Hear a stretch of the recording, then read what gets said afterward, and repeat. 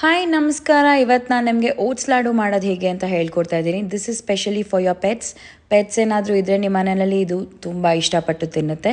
First ನಮಗೆ ಬೇಕಾಗೋದು oats. So rolled oats ಇದ್ದರೆ ತುಂಬ ಒಳ್ಳೆಯದು. ಇದನ್ನು ನಾವು ಫಸ್ಟು ರೋಸ್ಟ್ ಮಾಡ್ಕೊಳ್ಳೋಣ. ಸ್ಲೈಟಾಗಿ ಬ್ರೌನಿಷ್ ಬರುತ್ತೆ. ಅದಾದಮೇಲೆ ನಾವು ಅದನ್ನು ಮಿಕ್ಸಿ ಜಾರಿಗೆ ಹಾಕ್ಕೊಂಡು ಅದನ್ನು ಬ್ಲೆಂಡ್ ಮಾಡ್ಕೋಬೇಕಾಗತ್ತೆ. ಇದಕ್ಕೆ ನಾನು ಚಿಯಾ ಸೀಡ್ಸ್ ಮತ್ತು ಫ್ಲ್ಯಾಕ್ಸ್ ಸೀಡ್ಸ್ ಹಾಕ್ತಾಯಿದ್ದೀನಿ.